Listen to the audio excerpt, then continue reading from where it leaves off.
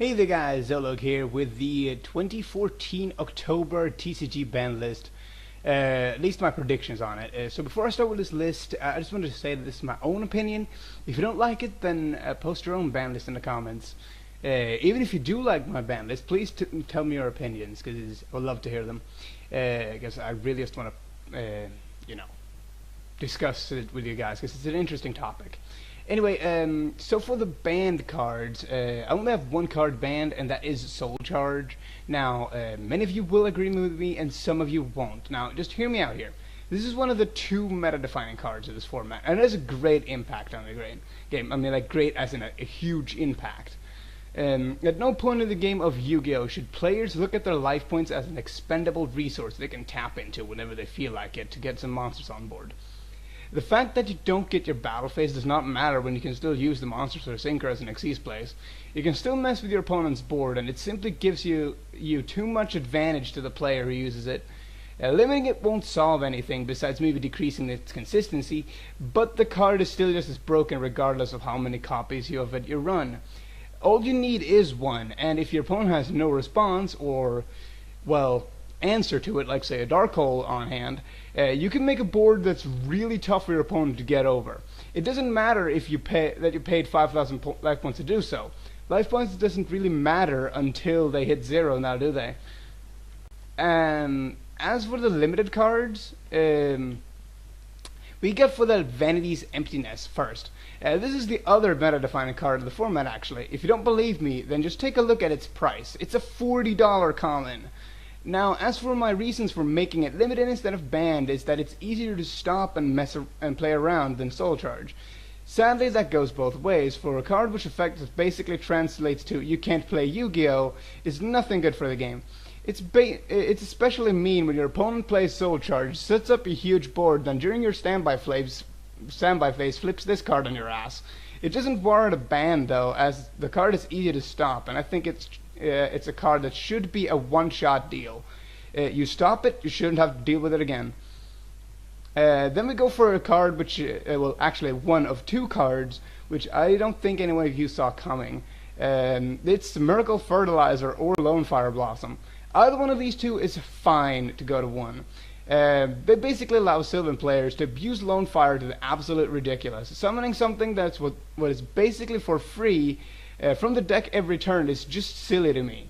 And the fact that the Miracle Fertilizer doesn't go to the graveyard if you see summon using those monsters is just plain dumb. I don't want to come off as a salty player when I put this here, but Sylvans are a legit threat. Nothing has gotten hit in it, and they've topped in the past formats. Then we go for another one which you probably already saw, because there's a lot of people that's actually hitting on this thing, which is the Sinister Shadow Games. Following suit to the OCG ban list, hitting this one is a very serious hit on the Shaddolls. It's a really strong card, and it generates way too much advantage for the Shadoll player. It's in essence a +2 right there on the card. What else is there to say? Really? Then we go for the Artifact Moral Attack. This is the last card of the limited list. Well, limited portion, rather. This card is just... no. You all know why it's here. Summoning it from the deck and popping a card for free, I would have been okay with it if it wasn't for the fact that it also sits on a 2100 body, which is huge coming from something summoned directly from the deck. This is the card that should be hit, not Sanctum. You all know what it feels like when you blind MST into a Sanctum and they flip it and you just lose because of it. Sure, Sanctum is a powerful card, I get it, but it's not as powerful if Moral Attack isn't there. And limiting Moral Attack is just the solution. Alternatively, you could also argue that Call of the Haunted can be hit because, Artifact Moral Attack as well as Satellite Knight Altar, and the Satellite Knights uses that card like nobody else. But now for the semi-limited, actually. This is something which many people have actually been talking about too, is put Coach Soldier Wolfbark back to 2. Well, at 2 rather instead of 1. Remind me why this card is at 1 when Altair is at 3. Now, that is a legit argument right here, because Altair is basically it's basically Wolfbark but way better. I rest my case regarding this card coming back to 2. I mean, Fire Fist hasn't done anything, and I don't think that a coach soldier at 2 will revive the +1 Fire Fists. It's just not happening. And Altera 3, I'm not liking that either. So a Satella Knight Altair is actually my hit for the Satella Knights. I feel like Deneb is not the one you should hit. It's the Satella Knight Altair, because it essentially allows you to recycle Deneb as many times as you want, because you only need 1 Deneb in your graveyard. So hitting Deneb is not gonna matter, because you got Unokali, you got the Mathematician, and you got Foolish Burial to send a Deneb to the graveyard.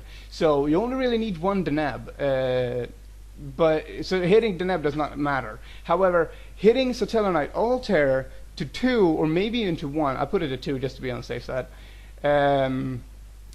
it feels like a legit hit, because it will slow down the deck immensely. I don't feel like hitting a Deneb to 1 is the way to go.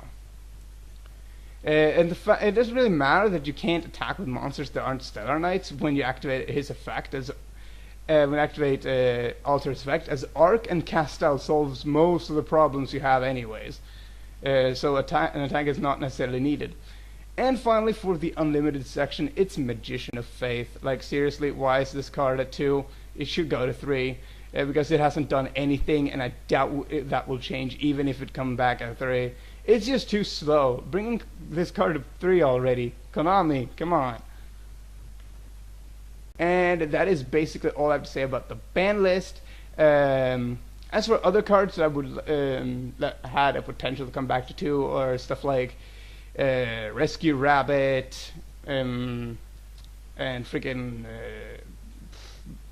Gale the Whirlwind could also come back, and yeah, but those are necessarily I didn't put on the list, because I feel like the OCG list basically made that stand out already on its own, and I feel like that's something that could happen. This is basically just my own opinion. Those could also happen. I'm very aware of that, but anyway, I hope you guys have a fantastic day, and please tell me what you think of the... please tell me your own opinions as to which card should be hit or not.